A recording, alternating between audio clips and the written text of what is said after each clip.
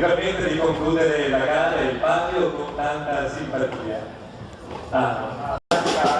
Che ha fatto il disagio qui del Padovano, ma abbiamo anche degli altri personaggi.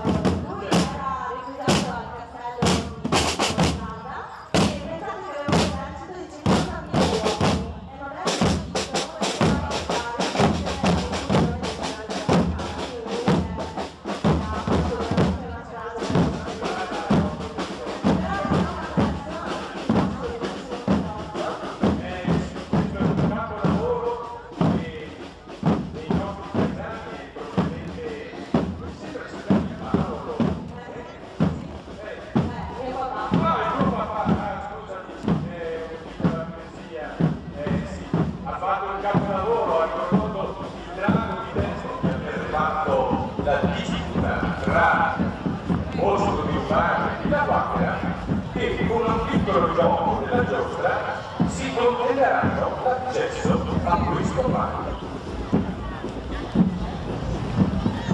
Abbiamo parlato di tanti personaggi storici, ma ancora non abbiamo accennato all'origine proprio di questo palio, il perché poi l'altro vessillo, il perché c'è questo asino che ricorre sempre. Sì. Allora si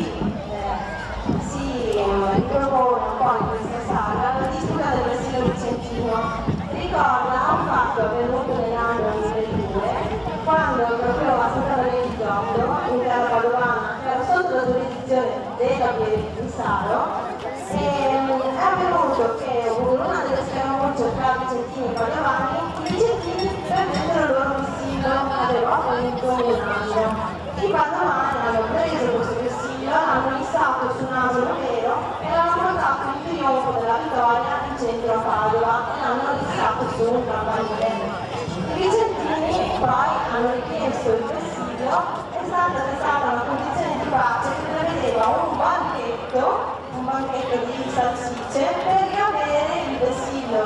Ecco che in cambio del vessillo i vicentini sono stati costretti a ritornare a Padova con l'autobanchetto di salsicce. E da qui c'è una frase famosa che dice: sono 15 anni che veniamo a Padovano, impicca l'asino e disimpicca per un pezzo di salsiccia. mamma mia, quindi questa sera